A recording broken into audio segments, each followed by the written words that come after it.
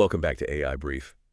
We're diving into some really fascinating developments in artificial intelligence this week. I'm Amin, And I'm Leah. and we've got a lot to cover today. Everything from Claude getting real-time web search Oh, yeah, that's a big one. to OpenAI unveiling these customizable voices, a shakeup at Apple over Siri's AI, and even a glimpse into the future of AI agents from Adobe. Plus, all the other AI news and some new tools that you might want to check out. So much happening right now. It really is. So where should we start? Well, I think we got to start with Anthropic. This whole integration of real-time web search into Claude is a game changer. Absolutely. It's all built right into their Claude 3.7 Sonnet model, too. Okay. What's really impressive is how Claude can now determine when it needs to go out and grab the latest info from the web. Right, like it can figure that out all on its own. And for anyone who wants to double-check what Claude is saying. Or just see where it's getting its information. Exactly. It provides direct links right back to the sources. Which is a huge step for transparency. Right now, this feature is available to paid Claude users in the US, but they do have plans to expand it internationally and to the free version eventually. If you're a paid user in the US and you want to try this out, you'll have to go into your profile settings and enable the web search tool. You know, I've been using tools like ChatGPT and Gemini for a while now, and they already have this web search capability. How big of a deal do you think this is for Claude? I think it really levels the playing field. Claude's language models are already quite powerful, but being able to tap into real-time data takes it to a whole new level. I see what you mean. You can really start to see Claude as this go-to tool for not just generating text, but for actual research and staying on top of things. It could give some serious competition to AI search platforms like Perplexity. Imagine asking Claude a complex question about something happening right now, and it can not only give you a detailed answer, but show you exactly where it got that information from. That's pretty powerful. It is. Now let's talk about OpenAI because they're pushing boundaries in a whole other area. They just launched these next-generation audio models, and they're available right now through their API. API, not everyone knows what that means. Right. That stands for Application Programming Interface. It's essentially how developers can build software that interacts with these models. So these audio models, they handle both text-to-speech and speech-to-text. And the real standout feature is this. Yeah. Developers can actually customize the AI's speaking style using text prompts. You can literally tell it, speak like a pirate, and it will adjust its voice accordingly. Or use a bedtime story voice. It's incredible. I mean, this is all thanks to their new GPT-4 Minis model. Think about what this means for making user experiences and apps and services so much more engaging and even personalized. It's huge.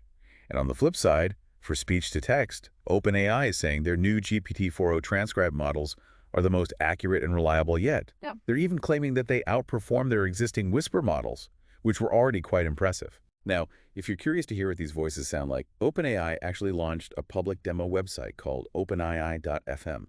You can go there and play around with different voice styles, and I encourage you to do so. These models are all accessible through OpenAI's API, and for developers, they've simplified the integration process with their agents SDK. So are these voices, like, indistinguishable from human voices yet? I'd say some other companies are a bit further along in making their AI voices sound incredibly realistic, but OpenAI is catching up quickly, and this level of stylistic control they've introduced is really a significant leap forward. I mean, it changes the whole game. I can see that. How do you envision this shaping how we interact with AI down the line? Oh, in so many ways. Imagine AI assistants can shift their tone and style based on the conversation, or even your personal preferences. It would feel a lot less like you're talking to a machine. Exactly. Yeah. We might not have perfectly human-sounding AI across the board just yet, but this kind of customization is definitely a step in that direction. So moving on, we need to talk about Apple because there have been some major changes in their AI leadership. It seems like Mike Rockwell, who was instrumental in developing the Vision Pro, is now heading up Siri's development. Yeah. This really seems like a sign that Apple is serious about catching up in the AI race, especially when it comes to Siri. They've faced some criticism for falling behind competitors. It's no secret that Siri's been due for an AI upgrade for a while now. There were even hints about some significant enhancements tied to the release of the iPhone 16, but those seem to have been delayed with no clear timeline in sight. And now, Rockwell will report directly to Craig Federighi. That's a notable change because Siri used to fall under John Giandrea's oversight. What do you make of that? Well, when someone starts reporting directly to a senior executive like Federighi, it usually means that whatever they're working on is a much higher priority now. They probably have more direct access to resources too. Right. And there are reports that internal assessments at Apple revealed some challenges in Siri's development, missed deadlines, difficulties in implementing new features, things like that. So this leadership shakeup, it all stemmed from discussions at Apple's Leadership Summit, where AI was clearly a major focus. I think it's safe to say that Apple is feeling the pressure to step up their AI game. Absolutely. Now let's shift gears a bit and talk about Adobe. They recently previewed these 7 really interesting agentic experiments at their Adobe Summit. One that really caught my attention was called Project Slide Wow, which claims to instantly create entire PowerPoint presentations from datasets. Wow, that would be a game changer. I spend way too much time making slides. I know, right?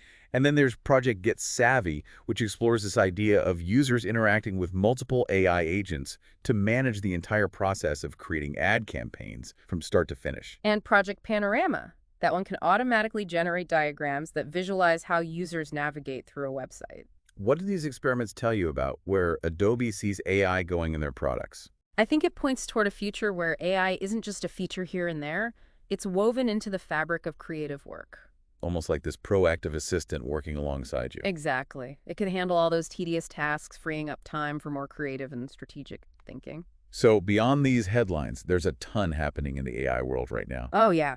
So much. OpenAI also released their O1 Pro model through their API. That's exciting, but it comes at a much higher price compared to the standard O1 model. Right. And Perplexity, the AI search company, is reportedly on track to raise almost $1 billion at a whopping $18 billion valuation. Google's NotebookLM added a pretty cool feature called Interactive Mind Map, which lets you visually explore your notes and sources. Very helpful. And Meta is rolling out their AI assistant in 41 European countries. Wow. Speaking of global AI, Hugging Face, which is a major hub for open source AI, weighed in on the White House's AI action plan. They're really pushing for the continued importance of open source development in AI. Which is great to see. And the CEO of Perplexity hinted at a new deep research mode with more detailed answers and integrated charts. Seems like XAI is working on something similar for Grok, called Deeper Search. So both of them are going even deeper with AI research. Exactly. On the research front, scientists at the University of Cambridge achieved a major breakthrough in weather forecasting using AI. That's amazing. And what's even more remarkable is they did it with significantly less computing power than traditional methods. And then there's Synopsys, which is introducing AI agents to automate the design of those incredibly complex AI chips. Wait, so AI is being used to design the hardware that will power even more advanced AI? That's right. Now let's wrap up with some funding news. Always exciting. SoftBank is acquiring the chip designer Ampere for a massive $6.5 billion. Okay, that's huge. Ceramic AI raised $12 million to speed up the training of AI models, and Limitless CNC got $4.1 million for applying AI in manufacturing. Lots of investment happening in these cutting-edge areas. It really shows you where the momentum is. Now let's quickly highlight some AI tools you might want to check out. NVIDIA released Llama Nematron, a new family of open-source reasoning models, and LG launched its Xayun Deep series of reasoning models as well. Lots of options for developers and researchers. And XAI's image generation model, Grok 2 Image 1212, is now available through their API. Nice. So what about tools for boosting productivity? There's Epiphany. It can turn your voice notes into actions within your favorite apps. So I can just say something and it creates a task for me. Exactly. Otter AI is still great for generating detailed notes from meetings, interviews, lectures, anything you can record. Love that. And if you're looking for a different search experience, GenSpark is an AI-powered search engine that focuses on unbiased and trustworthy results. Seamless AI delivers real-time, verified contact info perfect for sales and business development. Handy? Cider helps with in-depth research by providing smart highlights and visual reports.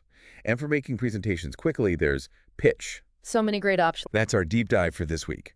We hope this has been helpful in keeping you up to date on all the important developments in AI. And if you enjoyed this, please follow AI Brief and share this with others who are interested in AI. It helps us so much.